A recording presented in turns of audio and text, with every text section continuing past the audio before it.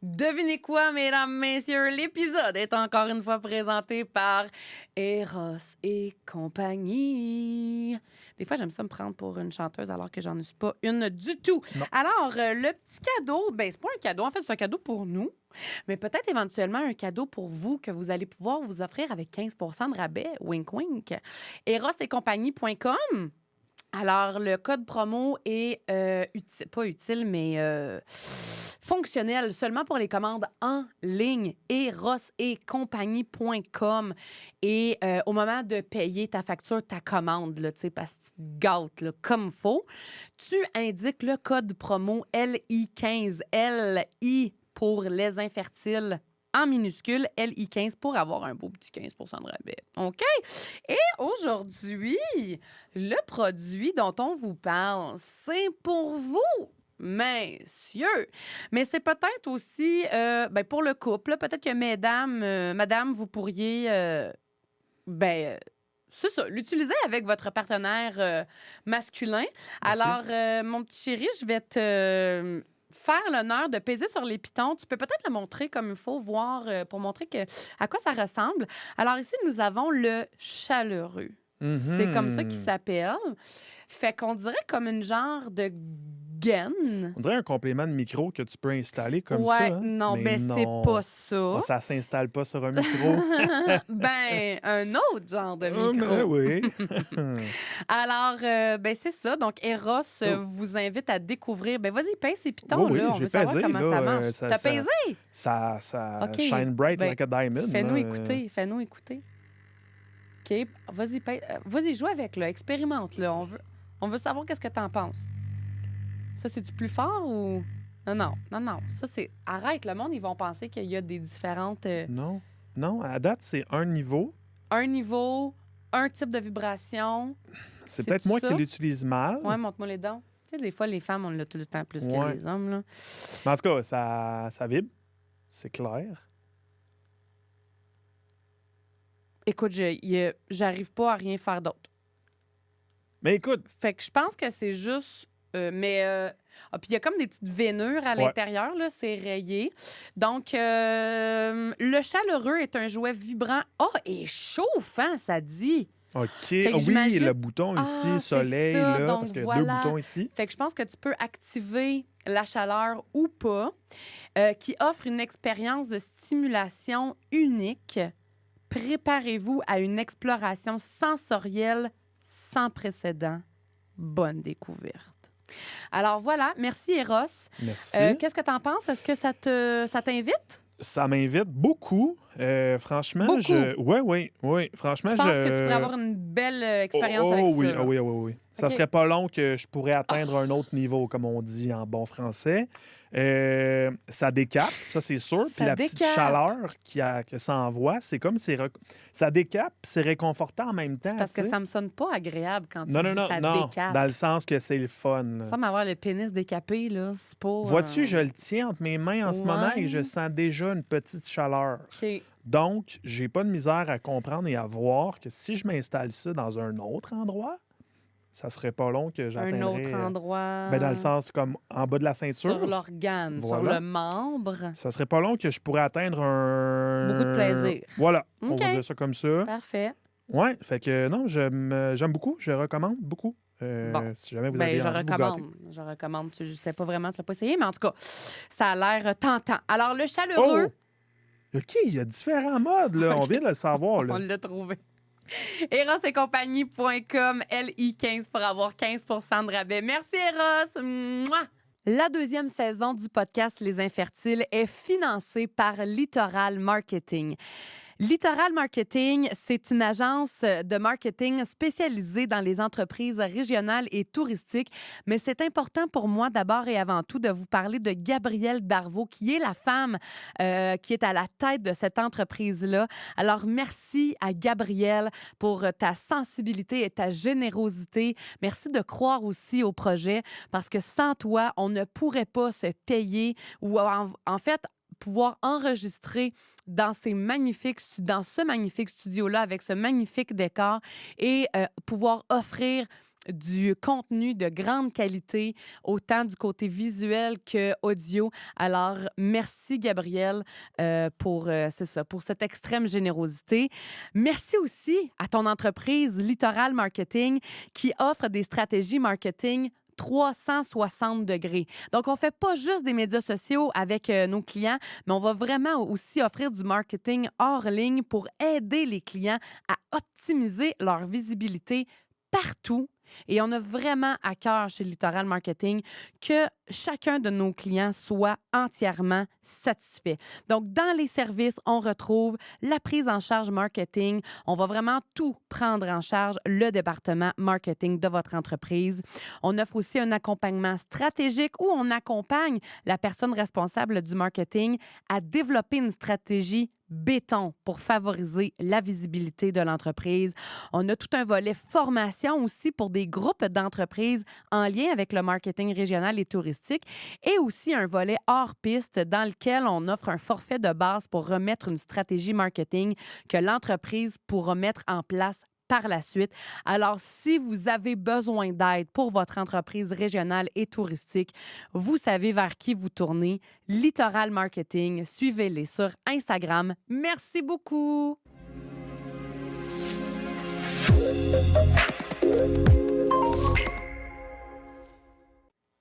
Aujourd'hui, on a l'immense privilège de recevoir une invitée qu'on souhaite avoir au balado depuis plus d'1 an. C'est une femme politique accomplie qui a d'ailleurs été élue parlementaire de l'année 2 années de suite, en 2023 et en 2024. Elle est députée de Saint-Laurent pour le Parti libéral du Québec à l'Assemblée nationale et elle a également dû traverser un parcours en fertilité avant d'être maman à 2 reprises. On se compte très privilégié de l'avoir en studio avec nous. Notre invitée aujourd'hui, Marois Risky. Bonjour, Marois. Bien, merci beaucoup. Très contente qu'il y ait enfin un balado qui parle de l'infertilité. Merci. Parce que plusieurs personnes ne savent pas qu'au Canada, c'est un couple sur 5. Sur 6. Non, c'est rendu 1 sur 5. Bien là, depuis quand? Bien, moi, quand la fois que j'ai regardé, c'était vraiment 1 sur 5. Même le documentaire qui porte sur l'infertilité parle de 1 sur 5 au Canada, qui est un couple infertile. Alors, je ne sais pas si tu regardes 1 sur 6 pour le Québec, mais au Canada, nous sommes rendus 1 sur 5, près même de 20 Hier soir, on a reçu une médecin, puis elle aussi, elle disait 1 sur 6. Ben, écoute, Il va falloir qu'on révise ça. Ben, écoute, malheureusement, puis si tu regardes aussi au niveau de la fécondité au Québec, ça a redescendu, malheureusement, le taux de fécondation. Oui. Puis lorsqu'on regarde d'un point de vue mondial, ce que je peux appeler la banque de sperme personnelle de chaque homme descend encore. Alors, oui, effectivement, on est plusieurs en couple, malheureusement, faire face à l'infertilité. Puis ça n'a pas nécessairement d'âge. Les gens pensent, est-ce que vous avez attendu trop longtemps? Pas nécessairement. Il y a d'autres enjeux. Ça n'a pas nécessairement à voir avec l'âge. Il y a des gens qui, dès la vingtaine, souffrent d'infertilité.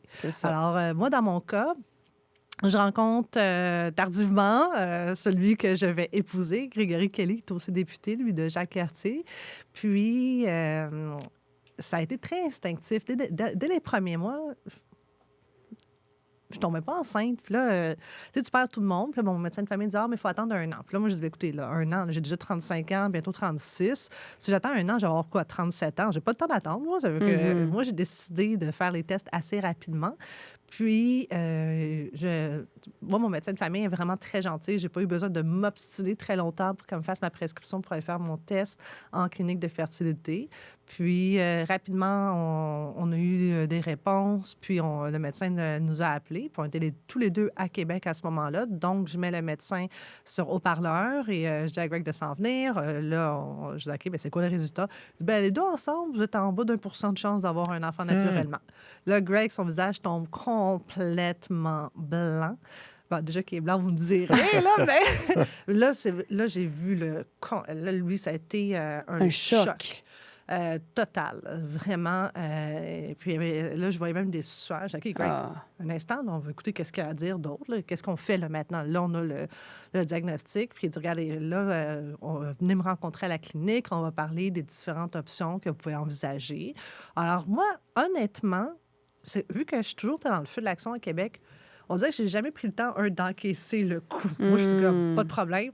Maintenant, on passe Solution. Exactement. Alors, Greg, ça a été un peu plus long, là. Encaisser le coup, ça a fait mal, là, je dirais. Là. C'était quoi le diagnostic qu'on vous a posé?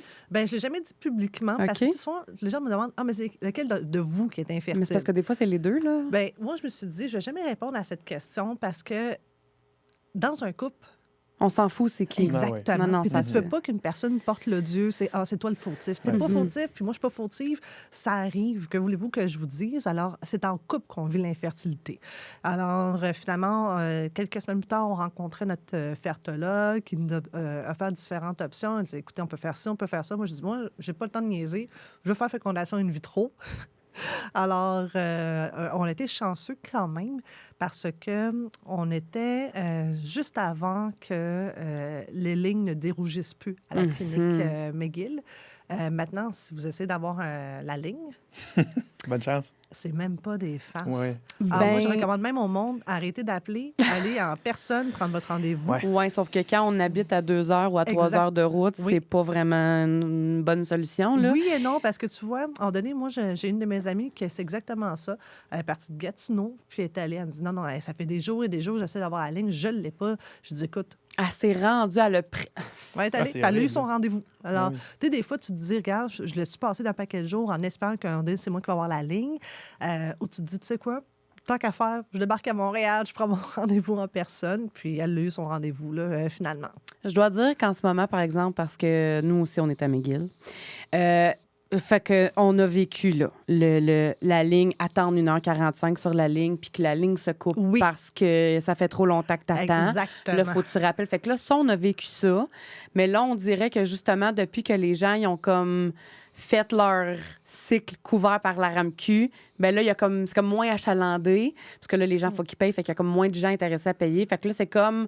Moi, là, dernièrement, en tout cas, là, je réussis à téléphoner sans trop attendre sur la ligne. Écoute, une de mes bonnes amies est encore en attente pour avoir un rendez-vous. Maintenant, elle est rendue juste sur la liste d'attente. Elle est au moins dans Dans le système, le là. système, mais elle attend le rappel pour dire on va vous donner un rendez-vous. Wow. Mhm. Ouais. Alors, et vous le savez, hein, on ne rajeunit pas. Ouais. Alors, la qualité de nos embryons, même l'utérus et tout ça. Donc, chaque mois qui passe, moi, je disais à mon médecin, mais l'année prochaine, il me dit, Marois, non, c'est pas à chaque année, c'est chaque mois, il y a une différence. Ouais. Alors, une fois que tu sais ça, donc ça devient, on dirait, vraiment urgent d'avoir ce fameux rappel pour avoir le premier rendez-vous. Parce qu'une fois que tu as ton premier rendez-vous, puis qu'on te donne ta cédule, puis que tu es pris en charge, ça va quand même assez vite. Mais sinon, ça peut être très anxiogène, je pense, pour les couples, ou même pour ceux qui ont un projet solo. Moi, j'en connais qui ont décidé d'avoir un projet solo, qu'ils arrivent, puis ils disent, écoute, là, j'ai 39 ans, je suis seule, mais je veux avoir mon enfant. Mhm. Puis qu'ils attendent, puis ils disent, OK, mais est-ce que je vais finalement l'avoir, ce fameux rendez-vous? Mhm. Tu sais, Marois, l'infertilité, on le sait, c'est extrêmement tabou encore à ce jour. On n'en parle pas ou presque pas. Tu as fait le choix quand même d'en parler publiquement puis d'expliquer ce qui se passait. Pourquoi tu as fait ça? Parce que moi, je suis quand même à l'Assemblée nationale du Québec. Je dois me lever de façon régulière. Puis les gens sont habitués de me voir presque à chaque période de questions. Mais quand tu dois t'absenter pour faire tes traitements, il faut vraiment que tu sois dédié. C'est pendant 2 semaines là, que c'est intense, qu'il faut que tu te piques, il faut que tu ailles faire tes rendez-vous, on prend ta prise de sang, on fait une échographie. Tu peux pas dire, hey, tu sais quoi, là, je peux pas parce que je suis à Québec. Ça marche pas, là. C'est là, maintenant. Alors, je vais être absente. Alors, je voulais pas que les gens me disent, OK, mais pourquoi elle est absente de Québec? Pourquoi elle fait pas son travail en ce moment à Québec? Pourquoi elle n'est pas en période de questions pour l'avoir en plein centre-ville de Montréal, Ben au oui. métro McGill, au métro Berry-UQAM? Ben oui, oui. Alors, je me suis dit, je vais être très transparente. Je serai absente pendant X ces semaines-là. Moi, j'ai dit aux gens avec qui je travaille, mais aussi pour une autre raison. Bon, on m'a averti que quand tu commences à te piquer tes hormones qui sont dans le tapis, hein, peut-être que les gens vont peut-être comprendre que si je suis à fleur de peau, Oui. mais c'est aussi que, pour vrai, moi, j'ai trouvé que mon humeur avait changé. Je me trouvais beaucoup plus émotive, très sensible. J'étais tellement stressée. La première fois là, que je l'ai fait, là, j'étais stressée comme ça ne se pouvait pas. Si ça ne fonctionne pas, puis évidemment, ça n'a pas fonctionné, là, parce que c'est pas vrai que tout le monde s'est réussi du premier coup. Mhm. Alors, tu dois vivre quand même un deuil. Puis, ces deuils-là, c'est pas tout le monde qui traite de la même façon. Puis moi, je me rappelle, j'ai appris qu'à ce moment-là, ça fonctionnait pas. Puis j'étais toute seule. Puis il fallait que je continue à travailler là, quand même. Là. Je ne pouvais pas me dire, ah, parfait, je vais m'arrêter. Non, on continue. Donc, c'est vraiment pour ça, pour que les gens sachent, OK, bien, cette période-là, je ne serai pas nécessairement disponible. J'ai d'autres priorités. Je choisis mon projet de famille en priorité par rapport aux autres affaires. Et j'ai besoin d'un petit moment. Et par la suite, moi, une fois qu'on a... on m'a fécondé, mon médecin m'a demandé de ralentir pendant 2 semaines. Il dit, Marois, je ne vais pas te voir sur la route pour aller à Québec. Il dit, prends pas de chance. Je préfère que tu si possible, les 2 prochaines semaines avant qu'on fasse le fameux test de grossesse. Attends, bois beaucoup d'eau, marche, lève pas de poids, allonge-toi, sois relax, puis tu peux pas être relax à Québec. Oui, mais Non. j'imagine. Puis là, tu vois, la première fois, ce que j'ai fait, je n'avais pas écouté. J'étais allée à Québec, puis tu sais, je me faisais les fameux progestérone. En tout cas. Oui, intravaginal. Puis là, j'étais dans mon bureau à me lever les jambes dans mon bureau pendant 15 minutes. Donc, je quittais des réunions, j'allais à mon bureau, je faisais ça parce que, tu sais, il y a des heures, il faut que tu suives. Oui, là, c'est ça. Alors, tout est... Tu veux être la bonne élève, tu dis, moi, de mon côté, j'ai tout fait ce que je devais faire, mais peut-être que la première fois, j'aurais dû m'arrêter puis vraiment me concentrer juste là-dessus. Là. Donc, si on revient à justement tout le processus, le protocole, qu'est-ce que vous avez dû faire, ton conjoint et toi, comme là, parce que là, tu as dit ça n'a pas fonctionné la première fois, fait que ça a été quoi votre parcours pour que justement ça finisse par fonctionner? Mais ça, la deuxième fois, là, j'ai vraiment écouté. Quand tu dis deuxième fois, c'est-tu le deuxième transfert? Non, ou le c'est premier bébé. Donc, pour Gabriel, la première fois, j'avais fait mes injections, puis au final, j'avais aucun œuf qui aurait pu être transféré. Aucun embryon. Aucun. Zéro. Fait que le premier cycle, ça n'a pas donné d'embryon. Rien. Ben, aucun qui était correct. Aucun, ils sont tous morts. Fait qu'on n'a pas fait de transfert. Même pas. On s'est même pas rendu là. OK. Donc, c'était terminé. Merci, bonsoir. Puis là, tu apprends, OK, donc, ils sont pas de bonne qualité. Alors, tu poses des questions. Et oui, j'ai lu tous les livres possibles. Et puis, mange ci, mange ça. Non. Finalement, j'ai un livre que j'ai lu qui m'a fait comprendre que l'âge prise, puis il n'y a pas de recette miracle, il n'y a pas de régime miraculeux, rien du tout. Donc, je me suis dit, OK, parfait. Mais le stress peut être aussi très dommageable. Puis dans mon cas, vu que c'est quand même l'Assemblée, tu es toujours sans arrêt dans une atmosphère qui est quand même... c'est une joute là, politique, et on commence très tôt et on finit super tard. Donc, tu as un horaire très irrégulier. Tu manges quand tu peux manger. Là, donc, nous autres, c'est pas, maintenant, c'est l'heure du lunch. Non, ça marche pas comme ça. Tu es en commission parlementaire. Il y a un mandat dans telle salle. Faut que tu te puis tu cours de salle en salle, du salon bleu, aller à la salle Pauline-Marois, tu redescends, tu remontes. Moi, des fois, j'arrive là, je vois pas le soleil parce que j'arrive trop tôt au Parlement. Puis quand je quitte, il n'y a pas plus de soleil, j'ai quitté trop tard. Donc, j'ai même pas vu le soleil de la journée. Et ce n'est même pas des farces. Alors là, quand j'ai vraiment voulu pour Gabriel, là, mon médecin a regardé, il me dit, écoute, qu'est-ce qu'on va faire cette fois-ci? On va faire un transfert le jour 3. Parce que pour s'assurer que, il disait, le meilleur endroit pour que tes embryons puissent vraiment éclore, c'est dans ton utérus.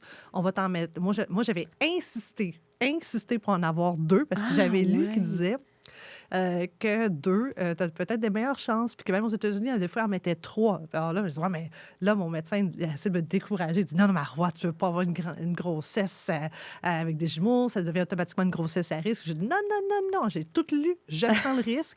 Il dit, mais t'as pas l'âge. Je dis, non, mais l'âge, nulle part dans la loi, ça parle d'âge. Moi, la loi, vous me connaissez. Oui, c'est ça. Alors là, finalement, on en met 2. Puis là, il me dit, écoute, on va en faire 2, mais il me dit, dans ton cas, il y a de fortes chances que ce soit juste un qui va s'accrocher, mais on va en mettre quand même 2, jour 3. Donc, jour 3, on fait le transfert, on en met 2. Et là, je reçois un appel 3 jours plus tard. À peine, 3 jours plus tard. Ah, bonjour, Madame Risky, c'est juste pour vous dire, dans les autres embryons, malheureusement, sur les 6 qui restaient, il n'y en a aucun qui a fonctionné. Ils sont tous morts, jour 4 et 5. Je fais, OK, mais ça veut dire quoi pour moi? Parce que là, en ce moment, on m'en a transféré 2. Est-ce qu'ils sont déjà morts? Non, moi, je panique. Là, c'est une technicienne qui m'avait appelée. Donc, elle sentait tellement mal. Donc, mon médecin me rappelle, il dit, écoute, Marois, il me dit, ça arrive. Là, malheureusement, il n'y en a aucun qui a survécu. Mais ça ne veut pas dire que ceux qu'on t'a implantés n'ont pas survécu. Il me dit, moi, Marois, si je devais parier, tu en as un des deux qui est accroché. Il me dit, on va savoir dans 2 semaines, continue à boire de l'eau, pas de stress, détends-toi. Puis là, il me dit vraiment à la blague, Netflix and chill. Alors là, écoute, j'ai bu de l'eau, je prends des petites marches chantées. Ah ouais, là, puis bien relax. Et finalement, quand on fait le test de grossesse, je suis enceinte, mais je ne sais pas si j'en ai 1 ou 2. Et quelques semaines plus tard, quand on fait l'échographie, j'en ai vraiment un bien implanté, l'autre était parti. Donc, mais moi, ça a été un choc d'apprendre pendant je pense que s'il y avait une chose que j'améliorerais dans le processus, je laisserais les gens choisir. Veux-tu savoir combien il t'en reste ou veux-tu l'apprendre une fois que tu as fait ton test de grossesse? Moi, personnellement, j'aurais préféré attendre une fois que j'ai fait mon test de grossesse combien il m'en reste. Est-ce qu'il y en a qu'on peut congeler ou d'autres qu'on ne peut pas congeler?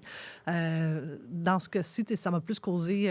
du stress. Oui, parce que quand tu sais que tu en as 0 sur 6 qui a survécu, tu commences à te dire, OK, maintenant, à l'intérieur de moi, ils ont survécu, ils n'ont pas survécu. Puis pour Abraham, mon deuxième bébé, on a fait la même chose, transfert jour 3. Mais là, pour ton deuxième bébé, vous avez dû, ça veut dire recommencer à 0. Fait que toi, tu as fait 3 stimulations ovariennes. Oui. 3 ponctions, ça veut dire. Oui. Là. Ah, mon Mais Dieu. là, cette fois-ci, pour Abraham, à la fin, là, j'en avais 2 encore. OK. Mais jusqu'à 12 semaines, j'avais les 2. Ouais. Là, quand t'entends en plus le battement de cœur des 2, là, moi, là, j'étais partie. Là, je disais à Greg, mais là, il faut changer d'auto. Ça rentre pas les 3 sièges d'auto. Moi, j'étais déjà en train de... Moi, j'étais partie des jumeaux. J'étais-tu heureuse avec un peu? Là, quand t'entends le battement de cœur, tu capotes, là. Et... mais mon médecin, toujours un homme incroyable, il me dit, Marois, je te l'ai déjà dit, ça se peut que ce soit juste un des 2. Puis il me dit, moi, je persiste et signe. Il me dit, Marois, il me dit, je suis pas mal certaine que tu vas juste avoir un des 2. Puis là, je dis, non, un battement de cœur. Puis c'était pas lui qui avait fait mon échographie. Il était dans une conférence en Californie à ce moment-là. C'était un autre médecin. Et puis là, il dit, ah non, ils sont vraiment là. Il dit, moi, je pense que tu vas avoir les 2. Puis là, mon médecin m'appelle, il dit, non, Marois. Il dit, moi, je reviens dans 2 semaines, je vais te faire une autre échographie pour être certain. Ne t'emballe pas, là, on ne sait pas. Et il a eu raison. Donc, après la 12e semaine, un des 2 a complètement arrêté de se développer. Wow. Et c'est seulement Abraham qui est resté. Puis comment est-ce que l'embryon qui est décédé est sorti? Il n'est pas sorti. OK. Donc, j'ai pas eu de perte ni quoi que ce soit. Donc, il t'a suivi tout le long de la grossesse? Ben, je sais pas. Moi, mon médecin m'a dit qu'il va juste... quand Abraham, l'autre embryon, quand il grossit, il tasse l'autre. Puis tranquillement, il tasse. Puis à la fin... il va sortir... Oui. Ah! Fait que t'as pas eu besoin d'avoir d'intervention ou quoi que ce soit? Rien du tout. Ah, wow! Comment est-ce que tu as appris cette nouvelle-là, d'apprendre qu'il y en a un des 2 qui vivait plus, dans le fond? Là, Greg aussi était bien excité finalement. Au début, il était full stressé des jumeaux. Oui, c'est sûr. Il était full stressé, mais là, tranquillement, tu te prépares mentalement. Tu te dis, hey, j'ai avoir des jumeaux. Ouais. Puis moi, dans ma tête, j'étais sûre que c'était un gars et une fille. J'allais avoir mon petit duo finalement. Puis, vraiment, ça a été un coup. Quand, je retourne à la maison, je dis, écoute, Greg, je viens de faire l'échographie. Finalement, on en a juste un des 2. Puis, c'était un deuil vraiment. Mais c'est plate à dire, mais nous, dans nos fonctions, tu peux pas dire, hey, non, moi, je retournais à Québec. Là, j'avais pris...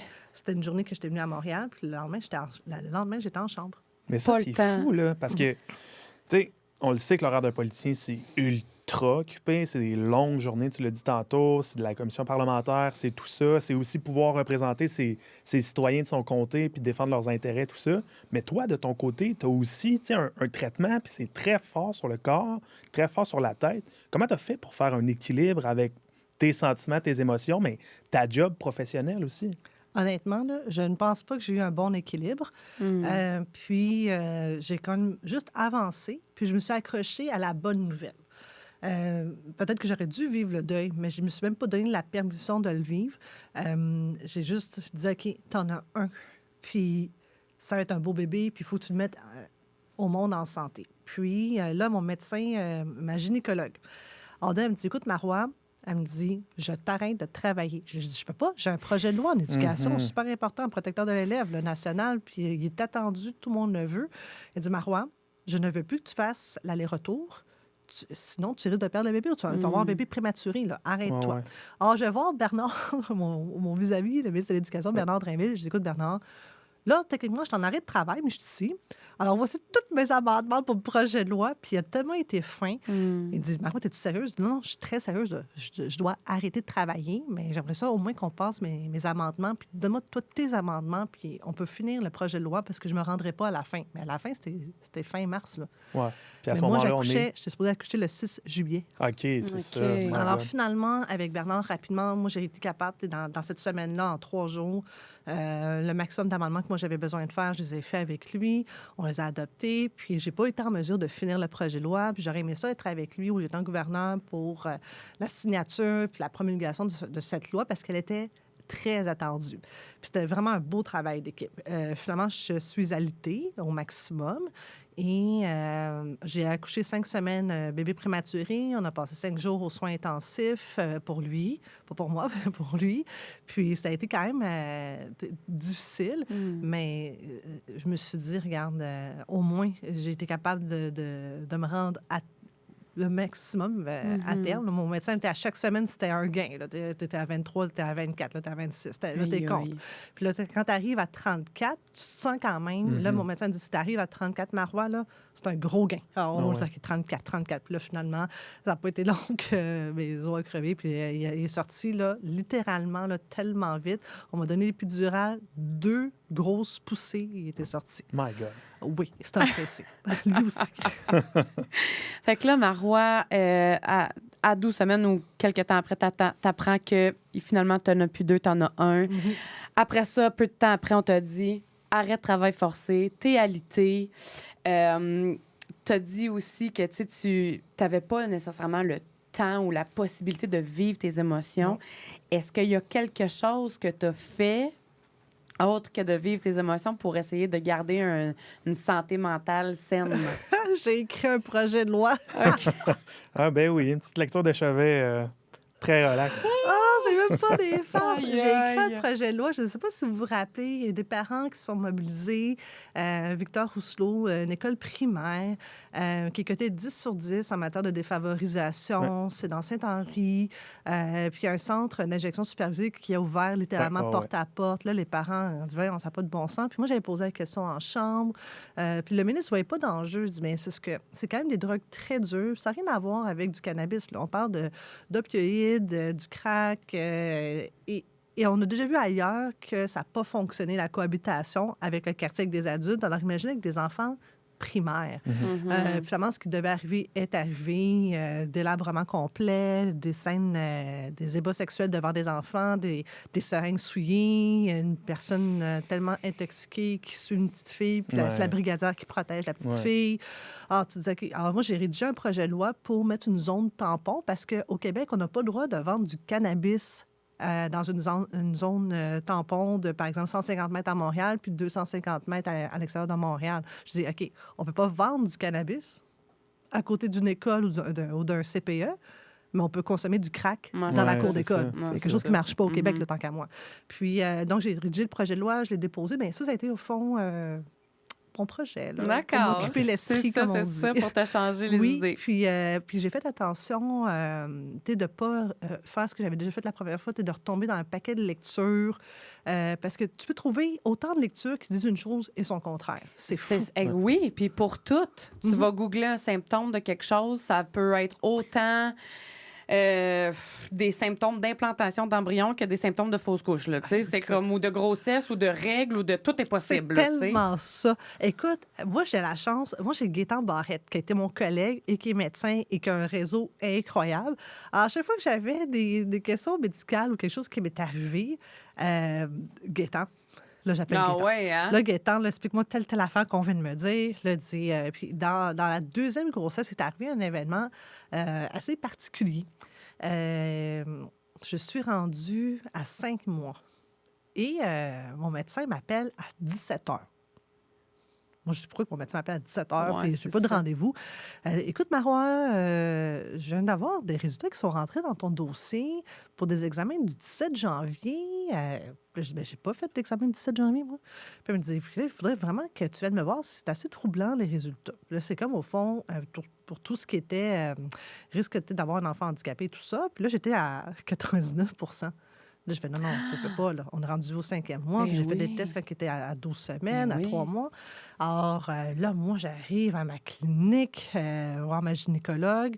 Puis finalement, moi, là, j'avais les larmes. Puis là, j'appelle Gaétan. Gaétan, il dit, Marois, c'est sûr que c'est une anomalie. Puis quelqu'un a dû se tromper. Il dit, moi, je suis sûre à 99 que c'est quelqu'un qui s'est trompé. Par j'en mon médecin me dit, bon, là, tu vas aller faire un autre test. Tu retournes à tel hôpital faire ton examen. Puis prends pas de chance, va aussi au privé faire un test. Tu risques d'avoir le résultat de l'examen à la clinique privée pas mal plus rapidement. Ce qui est arrivé. Puis finalement, tout était beau. Puis là, moi, je comprenais pas. Je dis, je comprends pas. Il y a à peine 2 mois, on m'a dit que tout était beau. Puis là, on m'apprend que non. Puis là, vous me parlez de faire une fin de grossesse, une interruption de grossesse, alors que j'étais à 5 mois. Là, je ne comprenais plus rien. Puis finalement, ça a été mystère et boule de gomme. Mais voyons Comment donc. ce dossier, dans mon dossier, une entrée de données qui ne m'appartenait pas. Ah, OK, fait que c'est une erreur, une là. erreur, ouais. C'était pas ton résultat à toi, pantoute, là. Pantoute. Puis je me rappellerai toujours l'infirmière à l'hôpital, parce que là, moi, quand je pleure, là, j'ai les yeux tellement gonflés. Alors, la pauvre infirmière, elle tremblait quand elle me prenait ma prise de sang parce Ouais, qu'elle oui. savait. Puis là, quand je suis retournée 2 mois plus tard, elle sait pas. Elle savait l'histoire que là, il fallait me refaire de façon urgente parce que là, si on faisait l'interruption de grossesse, C'était là. c'est ça. Là, comme c'est dans. Faut procéder assez rapidement. Là. Puis là, j'en reviens un mois plus tard pour faire une autre un autre suivi. Puis là, c'est la même infirmière. Puis là, je dis, finalement, tout est beau. Elle dit, je n'osais pas vous le demander. Puis elle dit, j'ai tellement prié pour vous. Ah. Puis elle était tellement fine. Elle dit, on se sentait tous mal. On s'est dit, ça peut pas lui arriver à elle, pas à elle, pas à elle. Puis là, elle-même était tellement contente. Puis de savoir que finalement, tout était beau. Mais ça a été 10 jours, une semaine. Parce qu'au fond, le privé, le test est rentré à l'intérieur. J'ai fait le test le lundi, puis le dimanche soir, je recevais le courriel que tout était beau. Parfait. Comme si on avait besoin de ça, là, de Donc, ces stress ça supplémentaires-là. arrive à toi, tu te dis, Ben oui. c'est quoi les chances? T'sais, on a déjà vécu un parcours de fertilité, là, comme le reste, ça peut-tu comme bien aller, tu sais. Marois, tu as nommé Gaétan Barrette. Oui. J'aimerais qu'on en parle parce que jusqu'en 2015, l'ARAMQ couvrait jusqu'à 3 cycles de fécondation in vitro par femme ou par couple. En 2015, Gaétan Barrette, qui était à l'époque le ministre de la Santé pour le Parti libéral du Québec, a aboli toute couverture en matière de procréation médicalement assistée, en allant jusqu'à qualifier aussi les traitements de fertilité comme étant un bar ouvert. Quand il a quitté la politique, il a d'ailleurs avoué avoir comme regret d'avoir aboli, d'avoir banni les traitements de fertilité. Quand toi, tu as voulu te présenter en politique, si tu avais su que tu allais devoir passer par un parcours en fertilité, est-ce que tu te serais quand même présenté sous la bannière du Parti libéral du Québec, sachant que c'était ce parti-là qui avait aboli les traitements? Oui, moi, c'est mon parti. Puis, à la défense de Gaétan, il n'a pas aboli les traitements, la couverture. Donc, le traitement est encore couvert. Oui. Mais Gaétan, il exécutait, puis il l'a dit par la suite. Là. Il a exécuté la commande. Puis moi, j'avais quand même dit ouvertement, en matière de coupure libérale, ce que j'en pensais. Là. Je pense que tout le Québec a compris. Puis même par la suite, Carlos Setao l'a dit, c'est allé trop vite, trop fort. Je pense qu'il y a pas mal de monde chez nous qui a compris le message que c'est... à refaire là, la façon de retrouver l'équilibre budgétaire et tout ça. Là, il y avait d'autres façons d'y arriver, de prendre plus leur temps. Puis, moi, je pense que qu'est-ce que Yves Bolduc a fait, c'était une grande avancée à l'époque parce que c'est quand même le Parti libéral qui a mis les 3 traitements couverts. Ça, c'était le Dr Bolduc, quand il était à l'époque au Parti libéral aussi, puis dans le gouvernement libéral. Moi, oui. Mais est-ce que je peux revenir en arrière puis faire Moi, j'étais pas dans le gouvernement Couillard, mais moi, mon parti, c'est pas juste les allées de M. Couillard, c'est l'ensemble de l'œuvre. Puis c'est quand même mon parti qui a quand même mis de l'avant la couverture. Alors, aujourd'hui, est-ce qu'on peut aller plus loin? Moi, j'y crois. Puis je crois que dans tous les partis, c'est important d'avoir des gens qui sont capables d'apporter quelque chose encore. Puis Gaétan le dit. Puis à l'époque, quand il était à la FMSQ, il défendait le programme. Alors, il croit pour vrai à la fécondation in vitro. Et moi, je sais à quel point ça coûte des sous. Puis je sais que même si on a le crédit d'impôt, tout ça, il faut quand même que tu te décaisses maintenant ton argent. Là. Puis ton crédit d'impôt va arriver quand il arrivera. Hein. C'est-à-dire l'année prochaine, quand tu vas faire tes déclarations de revenus. Alors, tu sais, je pense que aujourd'hui, il y a peut-être encore plus de monde qui sont sensibilisés, qui réalisent que peut-être qu'un traitement, moi, personnellement, si vous me demandez mon avis, est-ce qu'un traitement couvert par la RAMQ complètement, est-ce que c'est assez, à mon humble avis? La réponse, c'est non. Ben non, juste toi, tu as dû avoir 3 ponctions pour que ça fonctionne, tu sais. Oui, puis, ben, tu sais, j'en connais que c'est plus. Oui. Puis, on ne sait jamais. Est-ce que ça va être 4, ça va-tu être 5? Donc, tu sais, à ce stade-ci, moi, je pense que la formule de Yves Bolduc était la bonne. Hier, je te disais, hier, pour ceux qui ont écouté en direct, là, l'épisode précédent, dans le fond, on a reçu Dr. Geneviève Genet et elle nous a appris dans l'épisode que ça se peut que le mois où on fasse notre stimulation ovarienne puis qu'on fasse la ponction, on tombe sur une mauvaise batch d'ovules. Oui. Mais ça, il n'y a aucune façon de le savoir puis de le prédire, ni du côté de la patiente, ni du côté du médecin, du fertologue. Fait que comme, tu sais, quand tu tombes sur une mauvaise batch d'ovules, le mois que tu fais ta stimulation ovarienne, ben il y a des chances, justement, que ton seul cycle de FIV ne marche pas. Puis c'est juste plate que là, tu sais, ça soit comme le couple qui est pénalisé puis qui doit s'endetter pour recommencer, pour réaliser, tu sais, pour en tout cas essayer de réaliser leur rêve de devenir parent.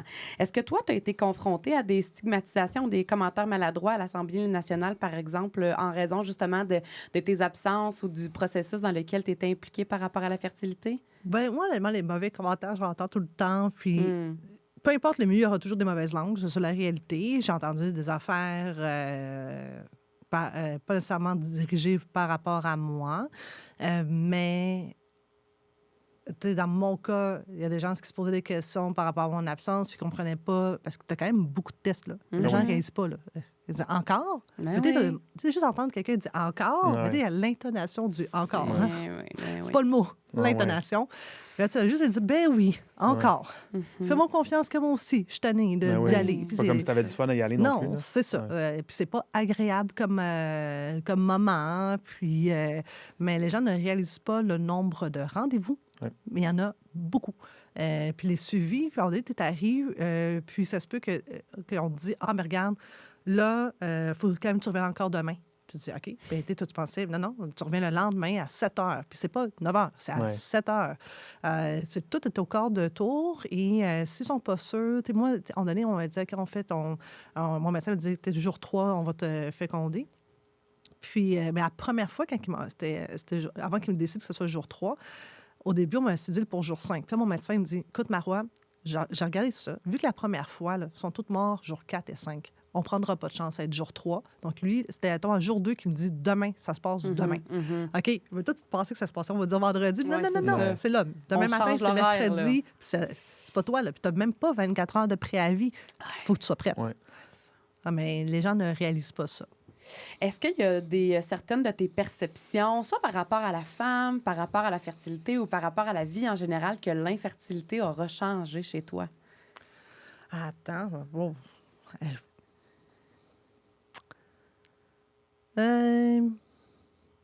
non, j'ai l'impression que j'ai toujours pensé que c'est... Attends, non, c'est pas vrai. Oui, il y a une chose que là, j'ai réalisée. C'est pas tout le monde qui voit le droit à avoir un enfant. C'est... Tantôt, tu as la question précédente, ce que tu as entendu des commentaires. Moi, un commentaire, j'avais entendu, ouais, mais si tu n'en as pas, c'était un signe.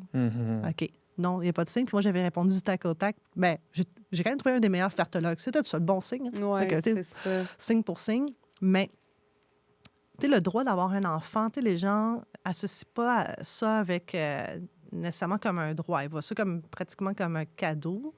Oui, c'est vrai, c'est un super beau cadeau d'avoir un enfant, c'est vrai. Mais, tu sais, ce désir ardent qui est à l'intérieur de toi qui dit « Je le veux, mon petit bébé. » Puis... Les gens disent, ouais, mais là, tu vas dire, ouais, mais tu peut-être que, mais pourquoi que ça serait la société de payer pour ça? Tu sais, ces commentaires-là. Là, tu te dis, attendez une seconde. Si vous voulez qu'on parle de mathématiques puis d'économie, parfait, je suis votre femme. Ouais. Allons-y avec les chiffres. Parfait. Alors, moi, il n'y a pas d'enjeu. On va regarder les chiffres, mais on a un taux de fécondation au Québec qui est quand même assez bas. Mais si on regarde comment ça nous coûte au niveau... Puis moi, je suis fille d'immigrants, là. C'est comme mes 2 parents, là. Donc, je sais qu'au niveau de l'accueil, l'intégration, la francisation, il faut mettre des centaines de millions de dollars là-dedans. Là. Alors, si on veut regarder juste en matière de chiffres, bon, allons-y puis faisons le travail correctement. Mais moi, je suis convaincue que d'un point de vue économique, si on fait l'erreur de regarder ça d'un point de vue économique, parce qu'il y a des gens que c'est juste ça qui les intéresse dans la vie, mais si on fait cette erreur-là, mais je suis quand même convaincue que d'un point de vue économique, c'est quand même bénéfique d'investir là-dedans. Puis de se dire, on va croire à la fécondation in vitro. Parce que de toute façon, les enfants qui vont naître de la fécondation in vitro vont devenir des adultes, vont travailler, vont...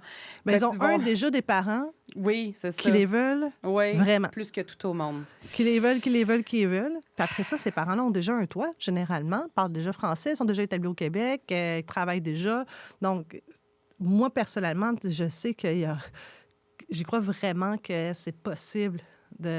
Pour ceux qui ont vraiment besoin d'un argument économique, je suis convaincue que si on faisait juste l'argumentaire économique, c'est gagnant. Là. C'est qu'on ne va pas perdre là-dedans, au contraire. Puis, pourquoi que... tantôt, tu as pu parler, là, finalement, c'est Caroline Amirault, l'avocate, qui travaille avec Gilles Schneider, puis Karine Joisy, l'autre avocate. Eux autres sont battus pour inscrire dans la loi que c'est une maladie, la fertilité. Parfait, mais traitons-le tel quel. Absolument. C'est une maladie, ça devrait être couvert par la RAMQ. Bien, je suis très contente, très heureuse de t'entendre dire ça. Est-ce que c'est une opinion qui est partagée par ton parti? Ben oui. Oui. Ça a été inscrit dans la loi. Oui. Puis justement, avant qu'on s'intéresse un peu plus à des questions concernant l'opinion du PLQ, on aurait peut-être une petite dernière question par rapport au fait que tu as annoncé ton retrait de la politique récemment. Une décision qui en a quand même surpris plus d'un parce que on te voyait peut-être à la tête du Parti libéral dans un futur, dans un avenir rapproché.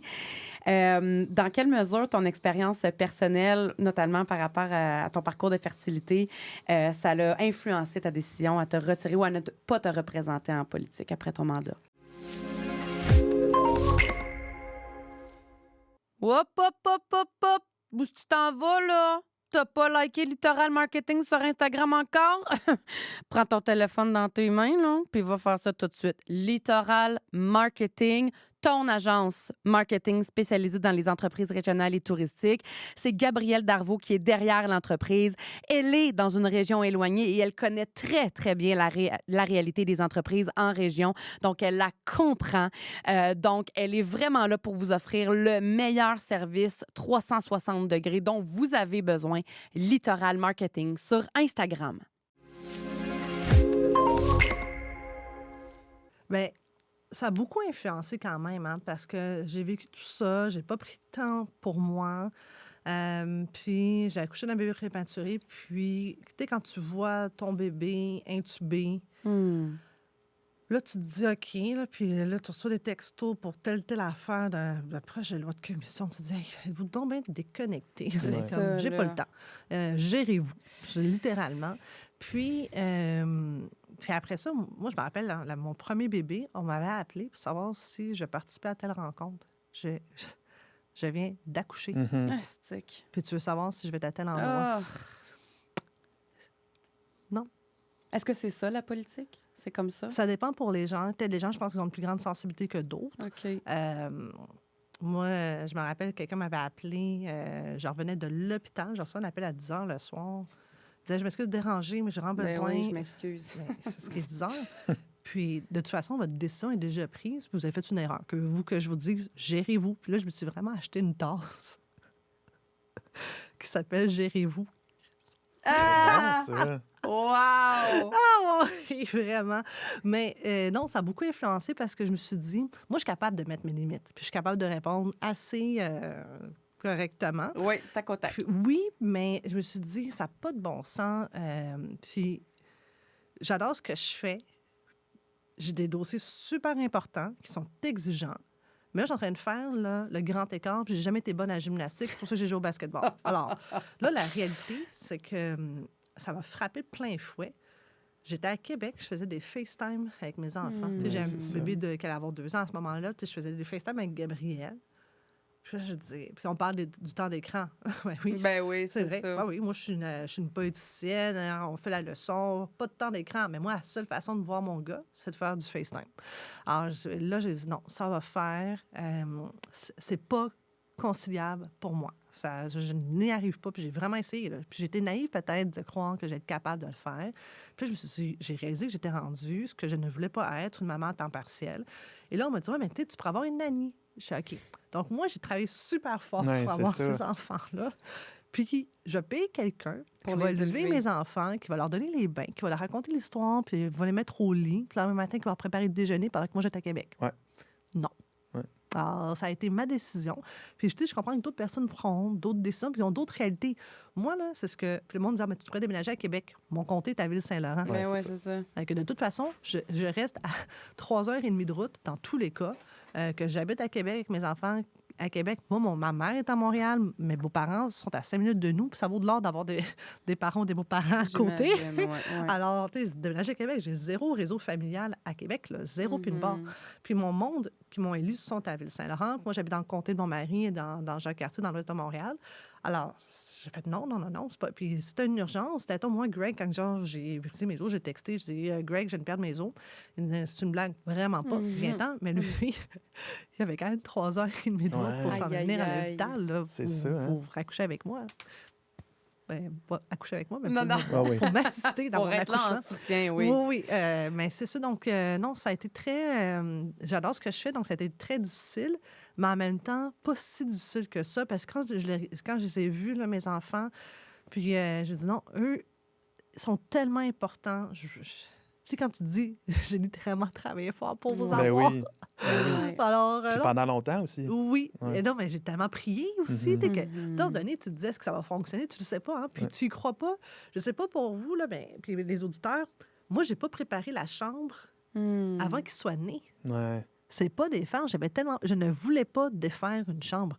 J'avais peur. Je dis non, moi, c'est pas vrai, je vais défaire une chambre. Là, ça va me mettre à terre mentalement. Là, donc, je voulais pas défaire la chambre. Puis, le monde de mes amis, Marois, je dis non. Il n'y a même pas de lit, rien. J'avais même pas acheté le lit. Ouais, ouais. Mais je peux comprendre. On s'est jamais rendu jusque-là encore, mais j'aurais tendance à penser que moi aussi, j'aurais pas ce comportement-là, mais cette façon de penser-là. prudence-là. Oui, cette prudence-là. Écoute, le deuxième, même chose. OK. C'est la journée que je m'en vais à l'hôpital, je suis dans l'auto, je texte. Écoute, je viens d'acheter la bassinette, peux-tu aller la récupérer? Aïe, aïe, aïe. Oh my C'est pas God. des phases. Ah ouais. Ben oui, parce que surtout là, je partais, j'en avais deux, j'en avais perdu un. Puis là, maintenant, je voulais me rendre à terme, tout le kit. Alors, j'avais tellement peur. Écoute, même la deuxième fois, t'as quand même peur de ne pas te rendre à terme parce que ça risque quand même des grossesses à risque. Oui.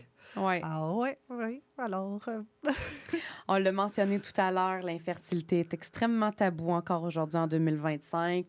Le fait que tu en as parlé publiquement, ça l'a ouvert des discussions un peu partout mais dans les médias. On t'en remercie d'ailleurs pour ça parce que plus on va être à prendre parole, plus on va être nombreux à en parler, plus on va réussir à se faire entendre et peut-être se faire comprendre un jour. Est-ce que tu penses que les mentalités au Québec évoluent suffisamment rapidement quant à la perception de l'infertilité? ben, moi, vu que je suis une pressée, la réponse, c'est non. Ça ne sera jamais assez vite pour moi. Mais il y a quand même eu des pas de géants. Puis on a... moi, j'ai la chance, au fond, qu'il y a des femmes avant moi qui se sont battues. Tu es comme Caroline Namiro. Oui. C'est une femme là, incroyable. Là. Ouais. Puis... Je suis d'ailleurs en contact avec elle. Donc, j'essaye de préparer quelque chose avec elle et d'autres personnes. Et elle a le fin détail de toute l'histoire Oui, de la elle bataille. est très calée. Oui, Oui, vraiment. Julie Schneider, qui était derrière chaque bébé éprouvé, tu se caches une maman éprouvée. Ça, Julie Schneider, elle l'a tellement bien dit. Karine Joisil, qui fait partie du groupe, ben, elle, ça a été celle qui m'avait engagée à l'époque quand j'étais une jeune étudiante en droit chez Fasco dans un grand bureau d'avocat. Et donc, elle, c'était une battante. Elle a eu des enfants aussi, fécondation in vitro, c'était des jumeaux. Alors, alors de voir qu'il y a eu des femmes qui sont tellement battues, puis que, première génération qui ont porté le flambeau, puis maintenant, avec un balado qui porte ce flambeau. Alors là, on assiste sur une nouvelle génération qui amène encore le débat en avant-plan, parce que c'est facile d'arrêter d'en parler, puis de dire, ah, maintenant, il y a un traitement, c'est couvert. soyez tout le monde content. Moi, je pense que plus on va en parler, plus on va sensibiliser les gens. Puis, ça serait peut-être intéressant, je pourrais vous donner le nom. Il y a un économiste que j'ai en tête, Pierre Fortin, qui étudie beaucoup les questions sur les coûts des programmes Oui. et tout. Par rapport à l'immigration versus la fécondation Oui. in vitro, peut-être que lui préfère l'étude. Il est très, très bon. Puis de voir, justement, pour ceux qui s'intéressent absolument de savoir ce que oui ou non, ça vaut la peine comme société d'investir en fécondation in vitro. Puis de voir que finalement, c'est pas trop cher payé pour s'assurer que le taux de fécondation au Québec augmente. Là.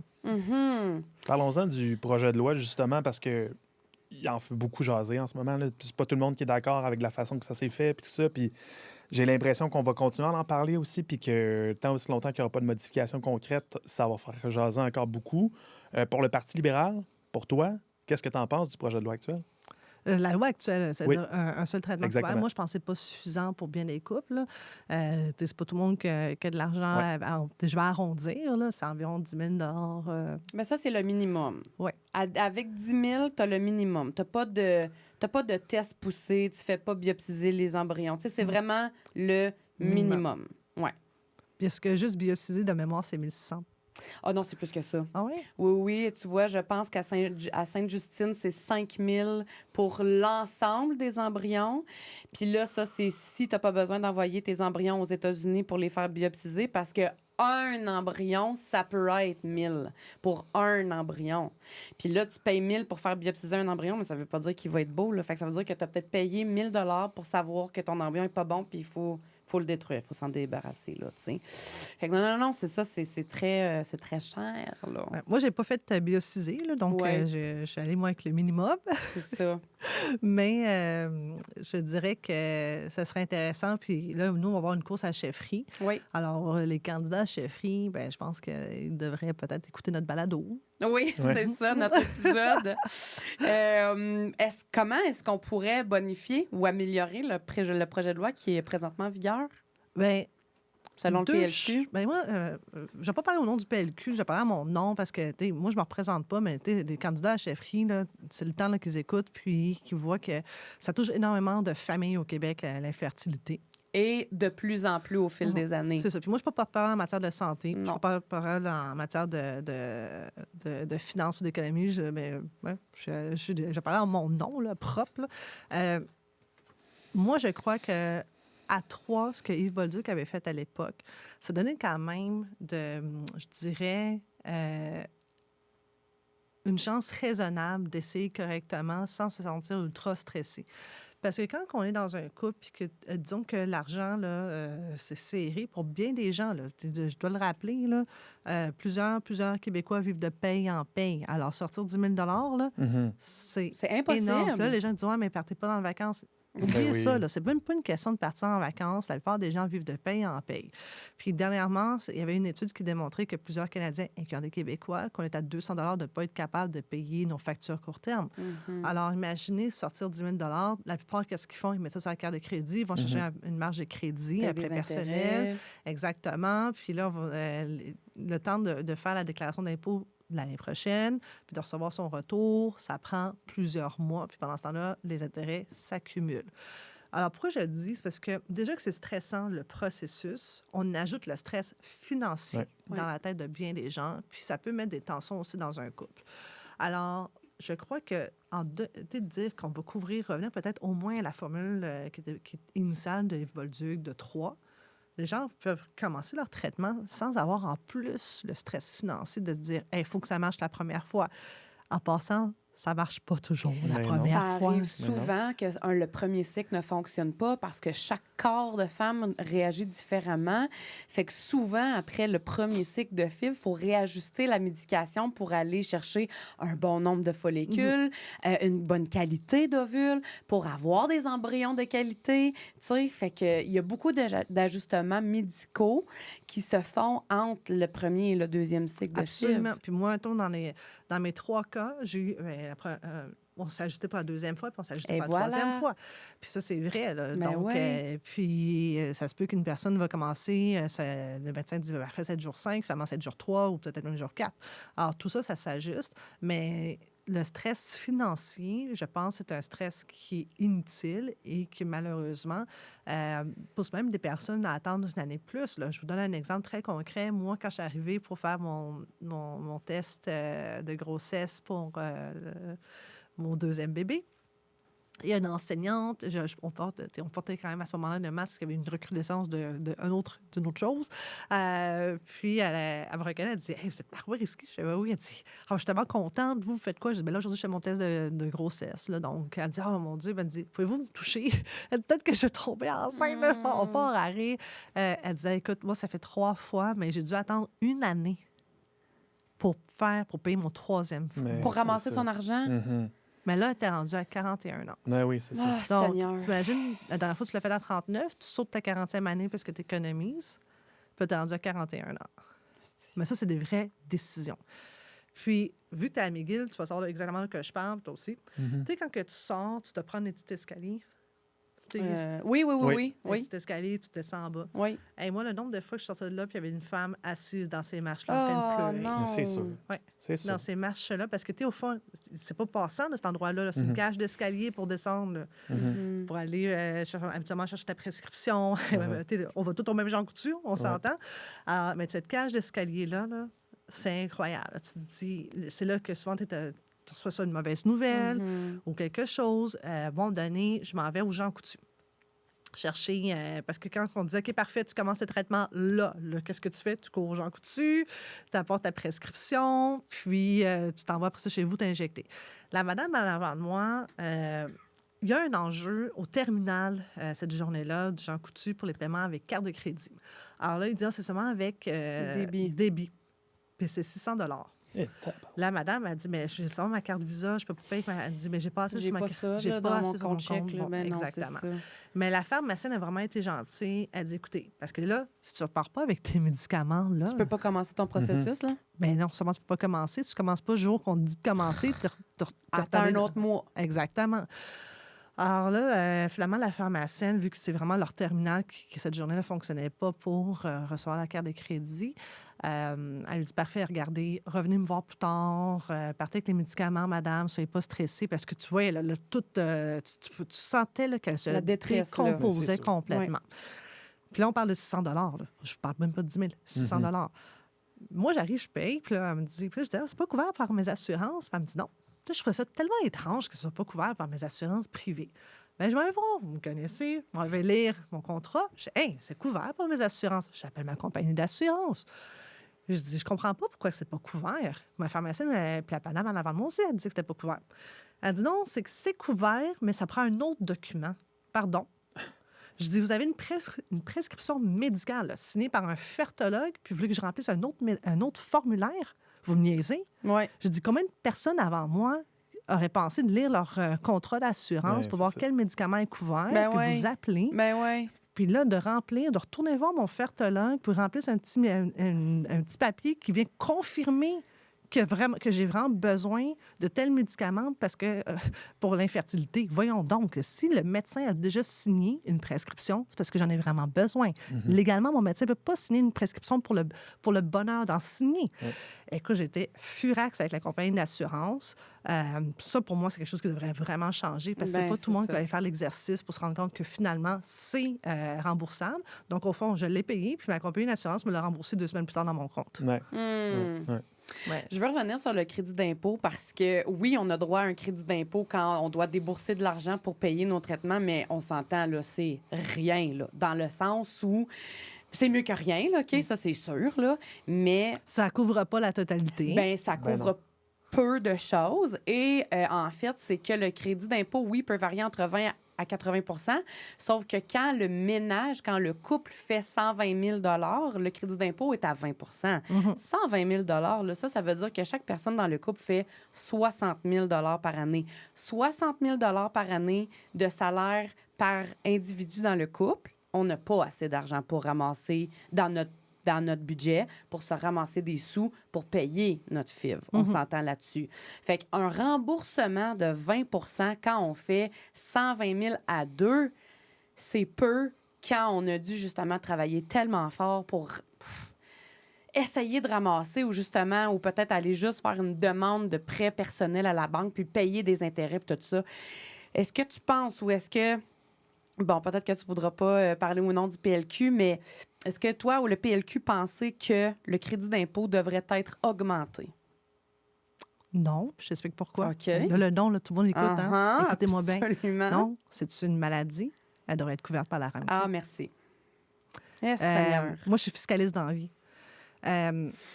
Puis, oui, on peut augmenter le crédit d'impôt, mais tant qu'à moi, si on veut faire l'avenue de l'option crédit d'impôt, il faut que ce soit un crédit d'impôt remboursable à 100 tant qu'à moi. Pourquoi que je dis remboursable?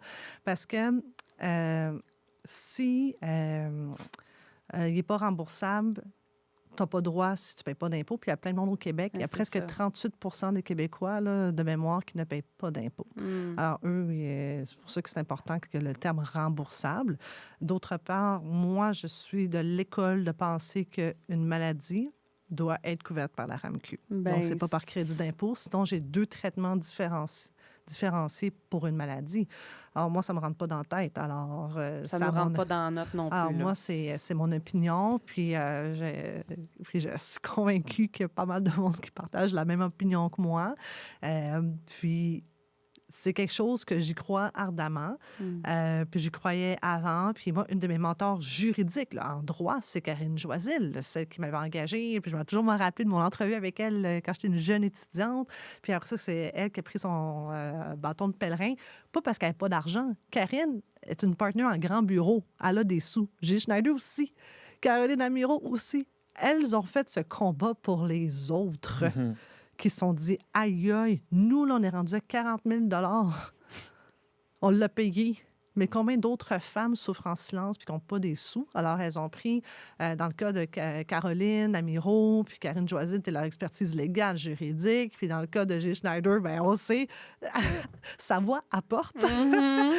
Ils ont mis tout leur poids dans la balance pour mettre de la pression politique, médiatique, pour attirer l'attention sur cet enjeu. Puis elles ont eu gain de cause. Puis maintenant, c'est d'essayer de rétablir, selon moi, leur plus grand acquis à ces femmes, c'était d'être capable de l'avoir inscrit, puis elles se sont battues bec et ongles de l'inscrire dans la loi, que c'est une maladie. Oui. Maintenant, la prochaine étape, si c'est une maladie, elle doit être couverte. Alors, c'est pour ça que j'osais te dire un non. Bien, merci. Je suis très satisfaite de cette réponse, pour être bien honnête. Puis si je peux juste renchérir sur ce que tu viens de dire, moi, dans ma tête, là, ça ne fonctionne pas de devoir dépenser de l'argent pour faire un enfant. Biologique, là. Pour avoir un enfant dans mon ventre, ça ne fait aucun sens de me dire va falloir que je paye. Mais bref, c'est ça. Qui, selon toi, devrait avoir droit à un accès au traitement de fertilité couvert? Qu'est-ce que tu veux dire? Dans le sens, est-ce qu'on devrait se limiter aux couples homosexuels ou est-ce que les hommes, les femmes solo homosexuels pourraient y avoir accès? Alors, moi, je suis universelle. Hein? OK. Puis, à un moment donné, je me rappelle, là, il y a quelqu'un qui m'a dit, puis je me suis arrêtée sec dans la rue. Puis, je dis, ce que tu viens de dire, c'est inacceptable. C'était quoi? Oui, mais c'est ce que t'es. Les gays et les lesbiennes aussi ont droit, nanana. Ça n'a pas d'allure. Je dis, pardon. Et moi, là, je viens furax. Si on donne un droit à quelqu'un, c'est à tout le monde. Puis le jugement de valeur de XY, moi, ça ne m'intéresse pas du tout. La vérité, là, j'ai toujours me rappeler d'une de mes professeurs en droit quand j'étais étudiante, on avait en droit de la famille, qui nous disait, savez-vous combien il y a de femmes qui élèvent leur enfant seules? Alors, tu sais, l'image là, de ça prend un couple homme-femme, là, la réalité, là, c'est qu'il y a bien des enfants qui ont été élevés par une maman solo. Déjà, oui, c'est ça. Alors, en partant, là, puis ils n'ont pas toutes mal viré, soit dit en passant, ils ont été très bien élevés. Maintenant que j'ai dit ça, moi, quand je vais à la clinique, mais à McGill, là, on a de tout. On a des familles hétéros, on a des mamans solo, on a des couples lesbiennes, on a des papas gays. Puis savez-vous quoi? C'est tous des gens qui ont une chose en commun, le désir ardent d'avoir des enfants. Puis ils ont de l'amour à donner à profusion. Alors, moi, là, sincèrement, là, non, je ne serais jamais capable de discriminer puis de dire « Ah non, non, c'est seulement pour les couples infertiles. » Puis des gens qui pensent que des lesbiennes, mais c'est parce qu'eux, dans leur cas, c'est pas la même chose. Non, c'est la même chose. Elles veulent un enfant. Et il y a une solution qui existe qui s'appelle fécondation in vitro. Les couples gays peuvent avoir aussi des enfants. Puis je comprends qu'il y a des gens qui vont dire oui, OK, mais la gestation pour autrui, on a légiféré là-dessus, soit dit en passant. Il y a personne qui est forcée de faire la gestation pour autrui. Donc, c'est des projets de famille. Là. Et honnêtement, je comprends tout le monde de vouloir avoir un enfant. Alors, non. Puis, moi, j'ai une de mes bonnes amies, Judith et Eugénie, un couple de lesbiennes qui ont fait fécondation in vitro, qui ont, en ce moment, là, ils ont leur enfant. C'est des mamans extraordinaires. Aucun doute là-dessus. On le sait, c'est pas un secret pour personne. En santé, ça va mal en ce moment. C'est pas, on n'apprend rien à personne. On sait que Santé Québec aussi a eu de la pression du gouvernement pour couper 1,5 milliard de dollars dans un avenir très, très, très rapproché. Penses-tu que le gouvernement en place a les capacités ou les connaissances pour rééquilibrer un peu le budget, mais aussi pas trop couper? Parce que ça, c'est une crainte aussi de la communauté des infertiles, de couper les services qui sont, le peu de services qu'on a en ce moment à notre disposition. Penses-tu que le gouvernement a ce qu'il faut pour rééquilibrer les finances, mais aussi pas trop couper dans les services? Écoute, ça, je pense que c'est plus mon collègue André Fortin, porte-parole en santé, qui pourrait te répondre. Mais moi, à brûle pour point, là, quand je regarde les nouvelles à Lévis, des infirmières qui ont fait du temps supplémentaire, qui ont fait donc 16 heures dans une journée, puis qu'on apprend par Jonathan Trudeau de Cogeco qu'il y a une directive non écrite, verbale, qui trouve un tour de passe-passe pour ne pas leur payer leur temps supplémentaire, alors qu'elles se sont tapées 16 heures continues. Puis que là, sont rendues le vendredi, qu'on leur demande de rentrer encore, alors qu'elles sont brûlées, puis qu'objectivement parlant, elles ne se sentent plus aptes là, parce qu'ils sont dans un brouillard, là, tellement ils ont trop travaillé. On dit, parfait, je te paye pas ta journée, je te paye pas tes 8 heures de temps supplémentaire. Alors, tu sais, ça, pour moi, c'est clairement un manque de jugement, puis de considération, puis même d'empathie pour ces infirmières. Parce qu'on se demande pourquoi on a autant qui quittent le réseau. À un moment donné, faites un plus un. Donc, ça, c'est pour moi, c'est une démonstration qu'il y a un mot d'ordre qui a été envoyé. Trouvez-nous 1,5 milliard. Je pense qu'ils ne couperont pas, mais je pense qu'ils ne bonifieront pas. OK. Tu penses qu'ils ne couperont pas les traitements de fertilité, c'est ça que tu veux dire? Non, on serait ben trop dans la rue. Fait que tu penses qu'ils ne couperont pas parce que moi, j'ai parlé avec un fertologue récemment que lui, il craint beaucoup, là. Qu'on se voit couper notre seul cycle puis nos seuls 6 inséminations. Je pense qu'on serait pas mal de monde dans la rue. Autant ceux qui ont déjà leur enfant, par exemple moi, là, non. Écoute, ça va gueuler. Parce que il y a tellement de travail qui a été fait pour cela. Puis ça, on s'entend, là, c'est le strict minimum, là, qu'est-ce qu'on a en ce moment. Là. Donc, alors moi, je verrais difficilement eux aller là-dedans. Puis je sais pas si le fertologue, est-ce qu'il y a eu des signaux du gouvernement pour c'est un médecin qui s'est battu lui aussi, notamment aux côtés de Caroline Amirault et Julie Snyder. Donc, c'est un médecin qui est très au courant là, du dossier puis de la fragilité aussi du sujet. C'est très fragile. Oui. Puis c'est jamais acquis, il faut continuer. Non, c'est pour ça que le balado est très pertinent. Ça garde ça dans l'actualité. C'est ça. Ben merci. Mais oui, non, c'est ça. Puis il n'est pas le seul fertologue, je pense, à avoir cette crainte-là. C'est ça. Non, j'ai d'autres gens dans mon entourage, d'autres personnalités qui s'y connaissent très bien par rapport à l'infertilité, qui craignent de voir la cause de l'infertilité reculer à nouveau. Donc, écoute, le taux de fécondation est historiquement bas. Je le sais. Justement, ma prochaine question, c'était par rapport à ça. On est dans un contexte où les taux de natalité au Québec continuent de diminuer et où l'infertilité affecte de plus en plus de Québécois. On en a parlé tout à l'heure. Donc, on est rendu à près de... Bon, là, toi, tu disais 20 %.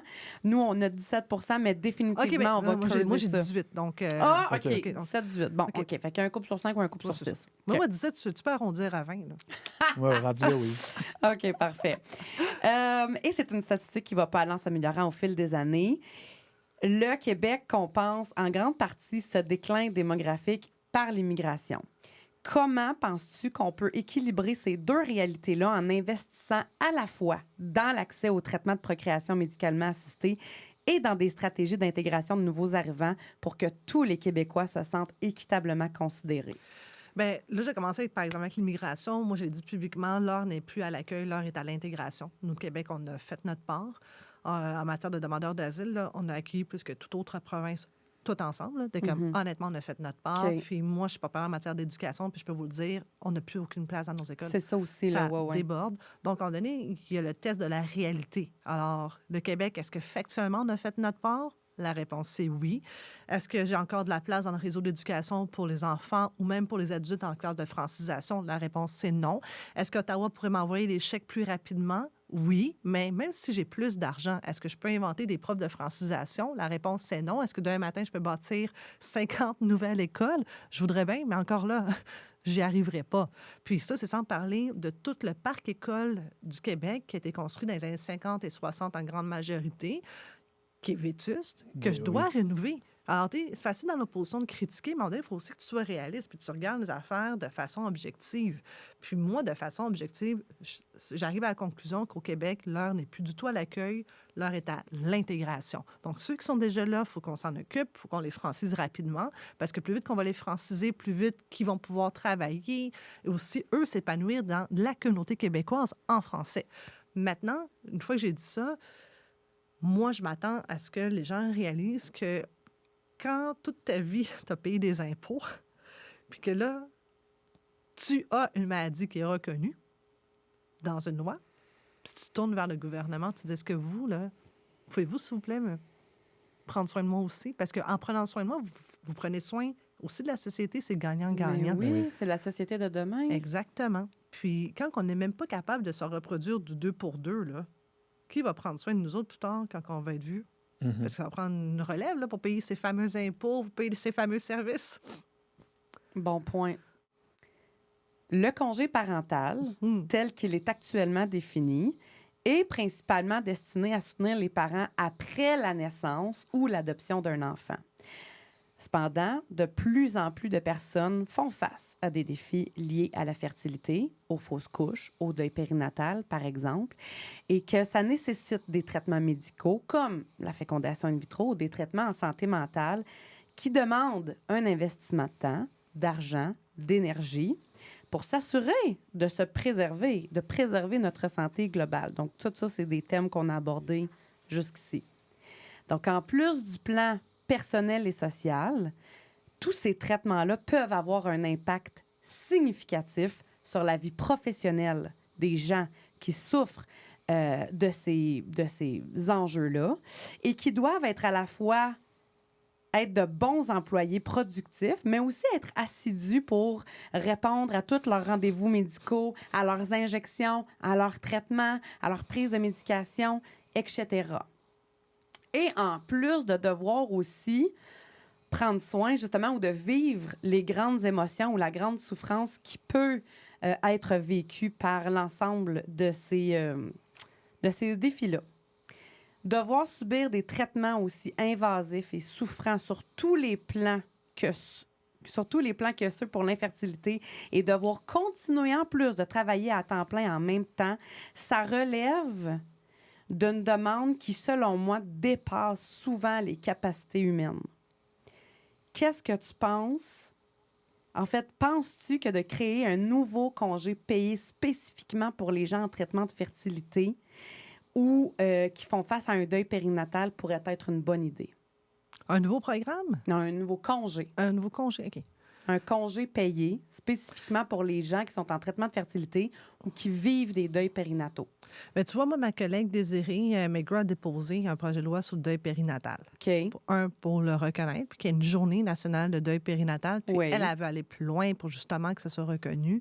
Parce que peu importe que ce soit fécondation in vitro ou pas, quand tu vis un deuil périnatal, c'est une souffrance inouïe que souvent tu vas même vivre en silence parce Oui. que souvent on Ben, fait ça le aussi, pari. c'est tabou. On te dit, hey, les 3 premiers mois, je vais pas dire à personne qu'on pense qu'on est enceinte. Tu essaies d'attendre le 3 mois. Alors, vu que tu ne dis pas à personne que tu es enceinte, Oui, là, tu peux pas leur dire, hey, en passant, j'étais enceinte, mais finalement, j'ai perdu. Donc, tu n'oses même plus en parler. c'est ça.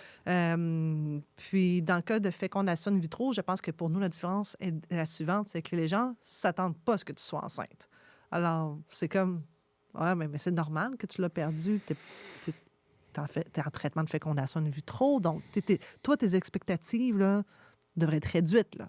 Tu comprends, là. Dès le départ, c'est une grossesse à risque. Alors, c'est pas... Moi, j'ai remarqué que c'était... Moi, j'ai pas eu la même sensibilité, là. Donc... mais c'est correct, on passe à travers, mais Désirée, elle va aller encore plus loin parce qu'elle pense qu'effectivement, il devrait y avoir quelque chose qui soit mis en place parce que le deuil périnatal, c'est pas vrai que le lendemain matin, tu n'y penses plus. Là. Désirée, c'est non seulement ma collègue, c'est aussi une amie. Elle, à ce jour, le bébé qu'elle n'a pas eu, elle l'a en tête. Elle l'a porté, puis finalement, elle l'a perdu. Mais pour elle, elle aura toujours cette fille-là, c'est sa fille. Puis, oui, alors, elle va aller encore plus loin. Puis peut-être qu'il faudrait même l'inviter pour qu'elle puisse en parler. Puis là, tu as fait mention du régime québécois d'assurance parentale, là, le RQAP, qui a beaucoup de sous. Puis, sauf erreur, là, j'y vais de mémoire, mais moi, j'ai des collègues qui avaient demandé parce qu'il y a aussi beaucoup de femmes qui accouchent puis qui cherchent une place en garderie subventionnée et qui n'en trouvent pas, et que là, c'est leur carrière qui est mise soit de côté ou elles doivent payer à grands frais 50, 60, 70 $ par jour. Oui. Ce qui est énorme. Alors, est-ce qu'on devrait à ce moment-là aussi, dans ce cas-ci, avoir un programme pour pouvoir les aider à ces femmes-là, vu qu'il y a déjà de l'argent qui a été mis, là, dédié dans le régime de Québécois d'assurance parentale, mais qu'on n'a pas été capable de donner des places subventionnées, malgré toutes les promesses du monde que le gouvernement a fait, là, ils n'ont pas été capables de la livrer, cette promesse-là. Alors, mais je pense qu'il y a une question à avoir là-dessus pour le deuil périnatal, mais je pense que c'est déjà été enclenché par ma collègue qui va sûrement revenir avec un autre projet là, parce que là, elle a été capable d'instaurer au Québec qu'on avait adopté une motion pour justement avoir la journée nationale du deuil périnatal. On l'a adopté de mémoire au mois d'octobre, là, sauf erreur, désolé, si je ne me rappelle pas exactement de la date. Bien, je pense que c'est ça, oui, le deuil périnatal, il me semble que c'est quelque part en octobre. OK. Ouais. J'ai comme le goût de dire 17, mais j'ai peur de me tromper. Alors, donc, ça a été fait, mais elle m'en a parlé, puis je ne veux pas, entre guillemets, scooper ma collègue. Alors, je sais qu'elle travaille sur quelque chose parce qu'elle, c'est très personnel. Elle l'a vécu. C'est ça. Puis quand tu as vécu quelque chose, puis que quand tu deviens un jour un député, puis tu es capable de légiférer, là, tu légifères en toute connaissance de cause. Mais là, ça, la journée du deuil périnatal, c'est pas un congé, c'est juste une journée nationale pour... Ah, mais là, attends, là t'es une pressée comme moi, toi. Oui, c'est ça. Étape par étape. OK.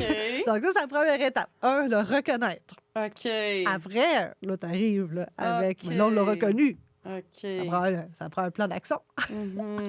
Mais il y a déjà... OK, bon, ben d'abord, dans cette optique-là, il y a déjà une semaine de sensibilisation à l'infertilité Oui, puis mondiale. il y a aussi une loi qui le dit. C'est vrai. Étape par étape, là. Fait que le congé... Là, en fait, il faudrait qu'on invite Lionel Carman. Ben lui, c'est pas qu'on essaie pas. C'est parce que là, lui, si l'infertilité n'est plus en dessous de lui, là. L'infertilité est rendue dans le dossier de la santé. Ah, ben oui. Lionel Carman, il y a c'est lui qui a chapeauté le retour pour la couverture. Là. Il l'a chapeauté, il l'a annoncé. Il l'a chapeauté, mais à un moment donné, je peux pas te dire quand en cours de route, ça est tombé en dessous du ministre Dubé. Là. Moi, j'aime beaucoup Lionel, surtout sa femme, parce que c'est elle qui m'a accueillie et accouché mes enfants. C'est-tu vrai? C'est vrai.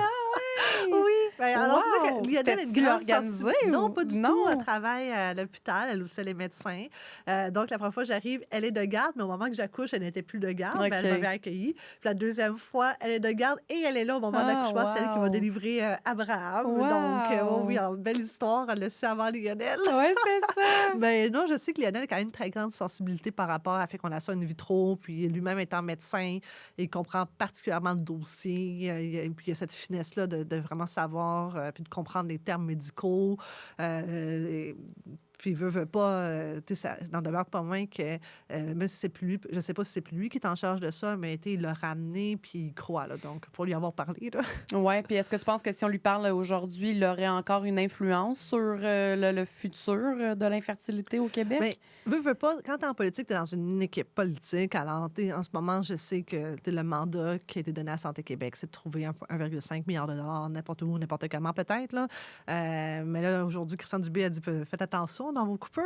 Alors, mais veut pas, il va falloir qu'il fasse attention quand il va venir à votre balado, mais n'en demeure pas moins que c'est une personne qui comprend le dossier parfaitement en sa qualité de médecin aussi. Là. OK, fait que selon toi, entre le ministre Dubé et Lionel Carman, ça serait plus pertinent de recevoir M. Carman. Ben,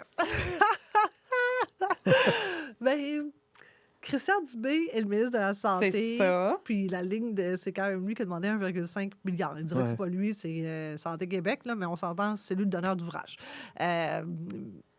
Il faut éviter les deux, là. Mais Okay, j'ai l'impression que peut-être d'un point de vue médical, puis d'un point de vue de voir au niveau de la maladie, l'infertilité, il risque d'avoir des réponses beaucoup plus complètes de la part de l'INS. C'est qu'on enlève le volet politique là, pour un instant, puis qu'on creusait plus au niveau du taux de fécondation que je suis au Québec. Est-ce qu'on mettrait justement une équipe plus dédiée à faire le suivi sur le taux de fécondation? Comment se fait-il que d'année en année, ça baisse? Vraiment faire davantage de recherches là-dessus, puis après ça, de se dire, hey, attendez, il y a une tendance depuis maintenant plus de 30 ans qui est à la baisse. Puis pas juste au Québec, là, mondialement. Alors, je crois que là-dessus, peut-être, le scientifique avant le politicien aurait de très, très bonnes réponses. OK, bien, à ce moment-là, si tu le croises à l'Assemblée ou quelque chose, tu lui diras de dire à son attaché qui nous réponde positivement. Oui, non, c'est ça. C'est pas qu'on n'a pas essayé. Mais peut-être que si vous négociez, dites pas de questions politiques, Ouais, on ouais, va ouais. prendre médecin. Là. Ouais. Pas de questions politiques, ça risque va être d'être difficile, parce je qu'on sais. est ici pour faire avancer la cause, Oui, nous autres. oui, là, tu mais sais. derrière le médecin, l'homme, après ça, retourne dans son cocus. Ouais. Vous travaillez l'homme. Ah ouais, Oui, je comprends, c'est ça. je comprends. OK, il y a un petit peu de stratégie psychologique ici, là. Je vois le jeu, d'accord. Marois Risky, député de Saint-Laurent sous la bannière du Parti libéral du Québec, tu ne te représenteras pas aux prochaines élections. Qu'est-ce qu'on peut te souhaiter, autant sur le plan personnel que sur le plan professionnel, pour le reste de ton mandat? Un troisième bébé. C'est vrai?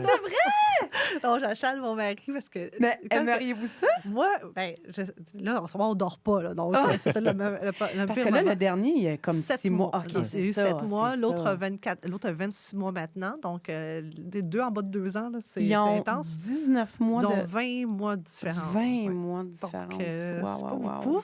Mais là, ça a été 13-14 mois de différence. Donc, nous, 20 mois, c'est pas si pire. Donc, j'achète beaucoup Greg parce qu'en ce moment, quand ton bébé grandit vite, veux pas, tu ramasses le linge. Puis, au début, moi, c'était du linge prématuré, donc je le donnais.